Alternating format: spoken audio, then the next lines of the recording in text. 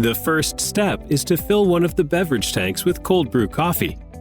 The tanks are clean and ready to fill. On the top of the tank is a safety ring.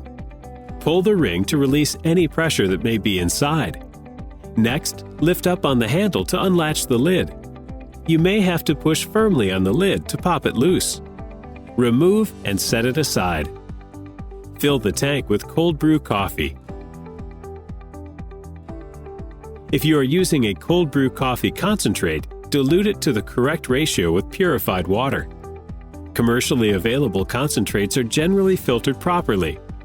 If you are brewing your own, keep in mind that there are particulates that can cause problems with your Joe Tap if they are too large. The maximum size of particulates is 5 microns. If you are unsure about this, contact us and ask about our Joe Tap filtration solution. Plug the Joe Tap into an electrical outlet. You should hear the Joe Tap refrigeration unit humming quietly as it begins to chill the inside of the unit. The digital temperature gauge will also illuminate and read the current temperature inside your Joe Tap unit. Attach the gas regulator to the nitrogen supply tank by threading the nut onto the nitrogen tank until it is hand tight. Tighten the nut by using a wrench or channel locks. The valve located at the base of the regulator should be in the off position. Find the braided hose that is coming from the base of the Joe Tap and connect it to the hose of the regulator until it snaps together. Open the door of the Joe Tap.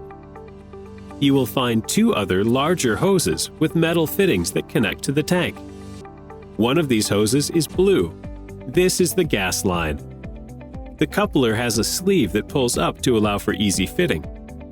Find the tank connection for the gas. If it is not indicated on the tank, the hex nut on the gas fitting is the one with a notch in it. Place the full beverage tank carefully inside.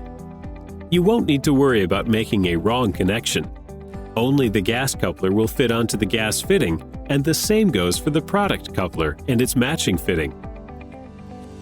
Now that all of the connections are made, close the door of the Joe Tap unit and return to the gas tank and regulator. Be sure the regulator valve is in the off position. At the top of the tank, you will find a large knob. Turn it counterclockwise until it stops.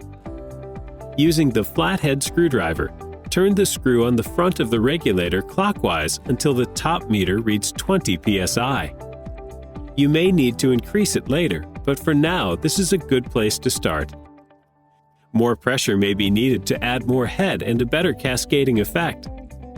50 psi should be the most you will need. Just be sure to never raise the psi over 70. This could damage the Joe Tap. Turn off the infuser gas valve. As on all valves, the off position is when the valve is turned away at 90 degrees from the line. The valve opposite the infuser valve is the pump valve. This should remain in the on position. Return to the gas regulator. Turn the valve at the base of the regulator to the on position. This will feed gas to the system. Open the door to the Joe Tap and pull the beverage tank safety ring and hold for 2 or 3 seconds. This will purge the oxygen in the tank, replacing it with pure nitrogen. Listen for the sound of gas leaks. This will sound like hissing. If connections or fittings are not made properly, you will need to turn the gas off using the regulator valve. Check all fittings to ensure they're seated properly and repeat the process by turning the regulator valve on again. If you are still having issues, you may need to contact Joe Tap customer service or your dealer. Place a drip tray on the top surface of the Joe Tap beneath the slow nitro faucet. Using a 16-ounce glass, pull the nitro handle and fill the glass with cold brew. This will fill the Joe Tap system with cold brew coffee. Set the glass aside. Open the door and find the infuser gas valve. Turn it back to the on position. Close the cooler door. Using another glass, fill again from the nitro tap. It will most likely sputter for a few seconds, but will soon yield a steady stream of nitro cold brew coffee. You may want to empty this glass and start a new glass to see how well the cold brew coffee cascades. The color should be a light tan or caramel at first. As the cascade settles, you should have a ½ inch or more of head. To increase the amount of head, you will need more nitrogenation. To add more nitrogen, use the screwdriver and turn the regulator clockwise a half turn at a time. This should increase your PSI by 5 increments. Make 5 PSI adjustments to find the best pressure for your coffee. Once you've found that setting, you shouldn't have to change this again as long as you're using the same cold brew coffee and the same dilution ratio.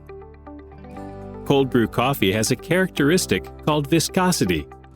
This property is measured as Brix. The Brix number we recommend is between 1.5 and 3. If your Brix number is too low or too high, you will need to make adjustments in the PSI up or down accordingly. You may run out of cold brew coffee without a new tank to replace it. If this happens, you won't want to have the pump running without a full tank. To stop the pump from running, open the door and find the pump valve located opposite the infuser gas valve. Turn it to the off position. This will help you conserve gas until you have another full tank of cold brew ready to replace the empty tank.